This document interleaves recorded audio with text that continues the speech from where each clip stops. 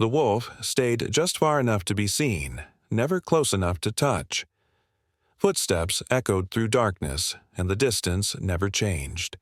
By morning, the reason would still remain unspoken. The valley narrowed as the path descended, pressing rock and snow closer together until the air itself felt confined. Wind slid low across the ground, smoothing over old tracks and erasing signs of life. After sunset, the stretch was known for its absence, a place where sound carried too far and movement invited attention. The man had walked it many times without pause, trusting its predictability. That certainty ended the instant his eyes caught a shape standing where nothing ever stood. The wolf occupied the edge of the trail as if placed there deliberately, not hidden among trees or shadow, but open to the cold and the moon. His frame was wrong for the season, ribs outlined beneath damaged fur, flanks pulled tight as if hunger had stripped him faster than winter could. Frost clung to the ends of his coat where snow had melted and refrozen. One rear leg barely touched the ground, held stiff at an angle that forced the rest of his weight forward. The marks behind him showed a pattern of drag and correction, uneven and slow. The man's body responded before thought could catch up. His stride broke, boots sinking deeper as he stopped mid-step. Muscles locked without command. Breath shortened and then eased, not from calm, but from control. Cold settled around his face, sharper now that he was no longer moving. He felt the valley listening. The wolf did not react to the stop. No warning sound came from his throat. His mouth stayed closed, muzzle lowered slightly, breath moving in steady pulls that fogged the air. His ears angled back, not flattened in threat but turned away from the wind. Eyes remained fixed on the man, not wide, not narrowed, but held with an alert uncertainty that matched his posture. He stood as if ready to leave, yet unwilling to turn. Distance stretched between them, thin and dangerous. The man knew the rules well enough to feel them tightening around his chest. A wolf alone at night meant risk. An injured wolf meant desperation. Either could end badly. Instinct pushed him to shift weight backward, to increase space and remove himself from the line of sight. His boots did not move. Silence filled the gap. It pressed harder than sound ever could, wrapping around every small motion. Snow settled from a nearby branch and the faint slide felt too loud. The man noticed how the wolf's weight rocked forward, then corrected. A tremor ran through the lifted leg, brief but clear. Pain crossed the wolf's body before any hint of aggression could form. That moment changed the shape of the encounter. The man did not relax, but the expectation of attack loosened its grip. This was not a hunter testing distance. It was an animal managing injury in open ground, caught between flight and collapse. The wolf's gaze did not sharpen. It held steady, searching, measuring, as if waiting for something beyond instinct. Cold crept deeper into the man's gloves. He became aware of his pulse again, slow and heavy. Each breath felt deliberate now, chosen. He adjusted his stance by a fraction, enough to keep balance without signaling retreat. The wolf noticed. One ear shifted toward the movement, then settled again. No advance followed. Moonlight shifted as clouds thinned overhead. It traced the lines of the wolf's body, showing scars older than the fresh damage, signs of a life that had already taken its share of cost. Snow clung to the fur along his shoulder where he must have gone down hard. The man felt the wrongness of seeing such detail at this distance, exposed and unguarded. The ground beneath them felt unstable, not because it moved, but because nothing about the situation fit expectation. The path that always delivered him home now held a living barrier that did not belong to fear or challenge. It belonged to uncertainty. The man understood that stepping forward or stepping away carried equal weight. Choice hovered without shape. The wolf shifted again, careful this time, easing pressure off the injured leg. His head lifted a fraction, then lowered, an adjustment rather than a signal. Snow cracked softly beneath his paw. He did not close the space. He did not retreat into the valley. He remained. The man stood within that stillness, aware that the night had narrowed to this single exchange. He felt the urge to move, to do something that would break the tension, but restraint held him in place. The valley waited with him. The wolf waited too. Somewhere between them, the moment suspended itself, unfinished, as if the next decision had not yet chosen a direction. Fear rose without warning, sharp and immediate, settling behind the man's ribs. It did not rush him. It steadied him, made every sensation clearer. He understood the risk with a clarity that left no room for comfort. One sudden move, one misread signal, and the valley would close over the mistake without pause or record. There would be no help here, no sound carried far enough to matter, no second chance offered by distance. The wolf remained exactly where he stood. Snow drifted lightly against his side, collecting along his spine. His body stayed angled away, not squared for challenge. The ears held back, not flattened, listening more than warning. The injured leg hovered just above the ground, never hidden, never favored enough to suggest a trick. Pain existed openly, without demand. The man felt the urge to leave tighten his chest. Every lesson he had learned pressed forward at once. Space kept people alive. Speed solved problems before they formed. Turning now would be the safest choice, the most sensible one. His feet itched to step back, to widen the gap and let the night swallow the encounter. Yet the wolf did not take advantage of the pause. He did not move closer to test the line. He did not turn and vanish into the dark. He held the moment in place with stillness alone. The weight felt intentional, not passive. It carried weight. Time stretched thin. The man noticed how his breath moved, how the sound of it seemed too loud against the snow.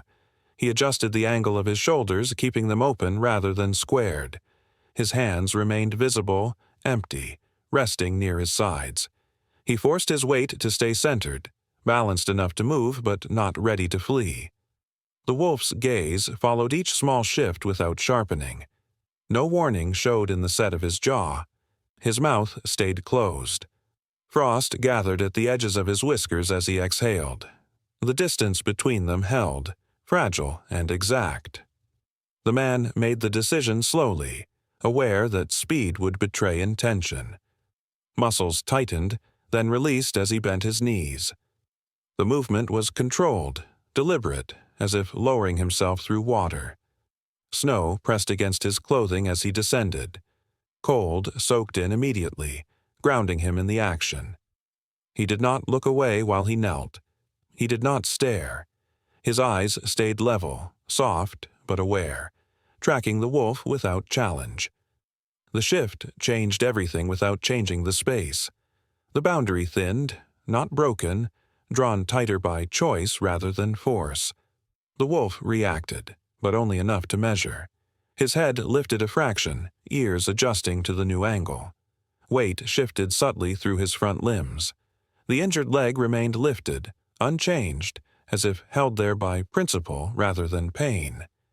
He did not step forward. Breath moved between them, visible now in shared clouds that met and faded. The man felt the air settle into a rhythm that matched his own. The cold seemed less sharp, not because it eased, but because attention narrowed. The valley faded at the edges, leaving only this line of connection suspended in open ground. Silence deepened, but it no longer felt empty.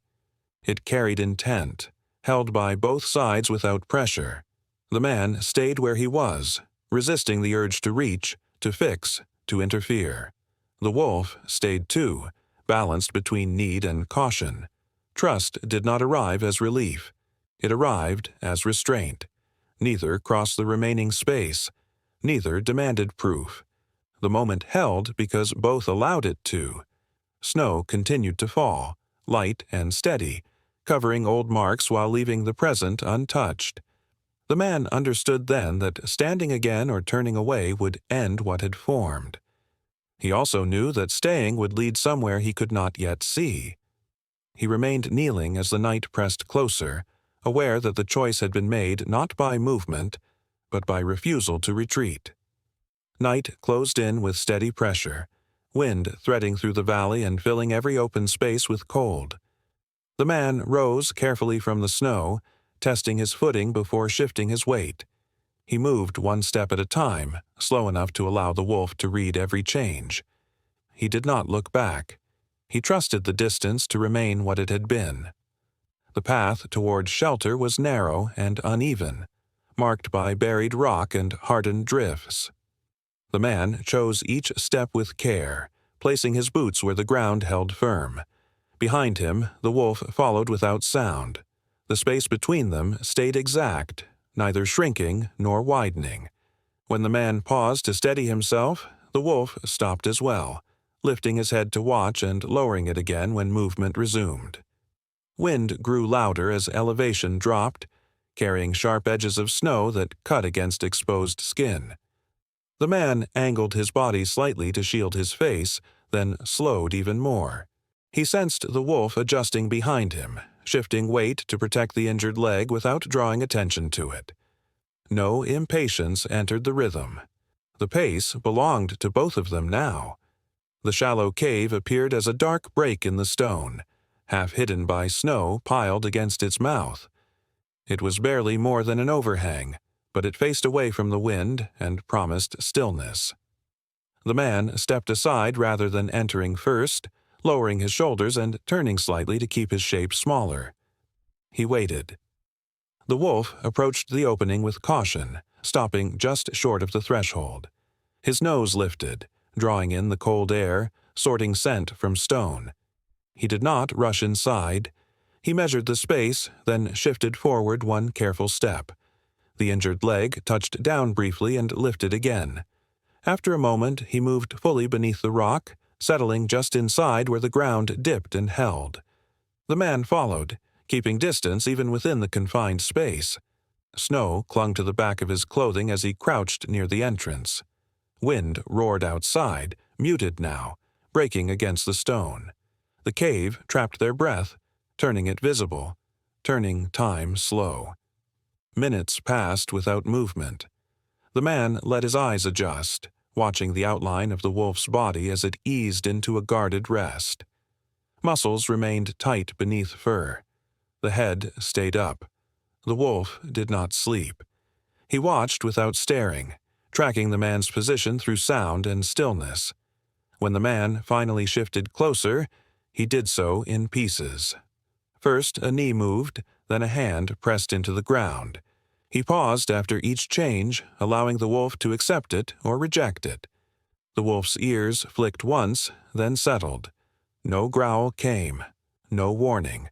Permission was given by silence. The man reached slowly toward the injured leg, stopping well short of contact. He waited again. The wolf tensed, then held. His breathing sharpened but did not break. The man closed the distance by inches, clearing packed snow away with bare fingers, careful not to touch fur yet. Cold burned into his skin, but he did not pull back. Ice had formed around the wound, locking torn fur to skin. The man worked gently, loosening it bit by bit, letting warmth from his hands soften the edge.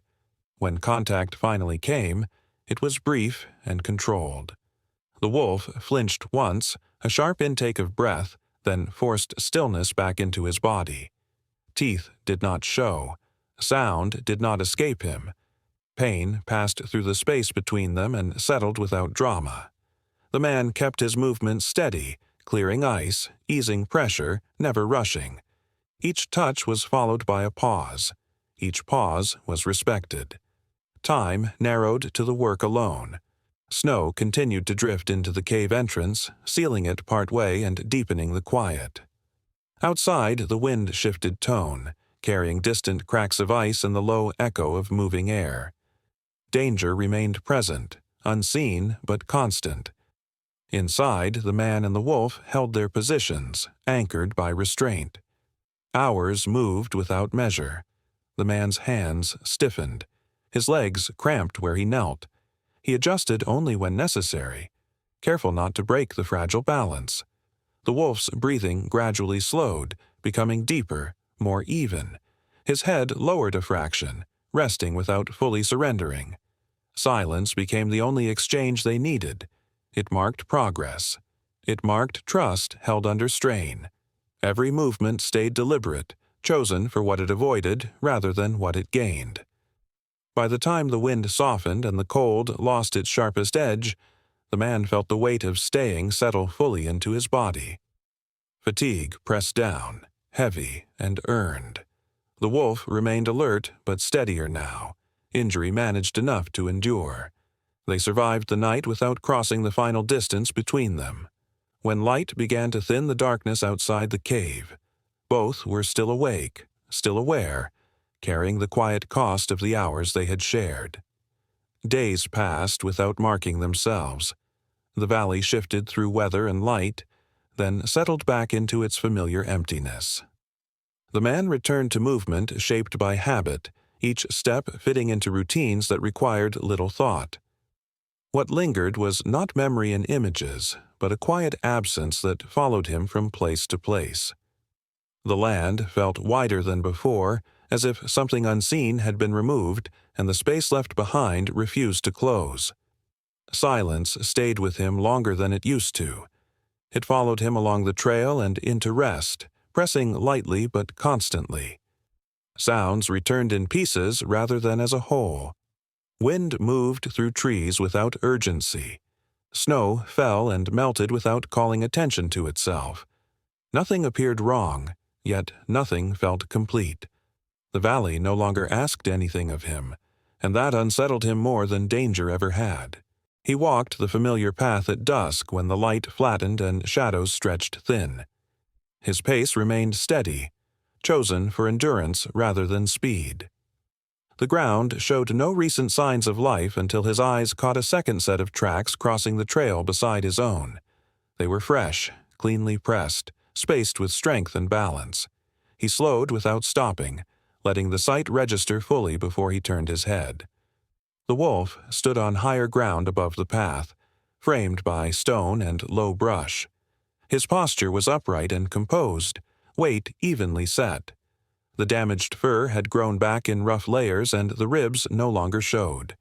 The leg that once hovered now carried weight without hesitation. He was not hidden, but he was not exposed either. He stood where the slope offered advantage and choice.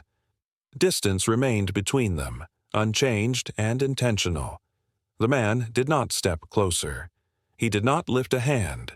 His body held stillness learned through restraint rather than fear. The wolf's ears faced forward now, relaxed but aware. His head remained level, gaze fixed without demand. Recognition passed without signal. No sound crossed the space. No movement asked for response. The air between them felt balanced, held by shared understanding rather than tension. The wolf did not descend from the rise. The man did not climb toward him. Each accepted the line as it stood. Light shifted as clouds thinned, brushing the slope with pale color.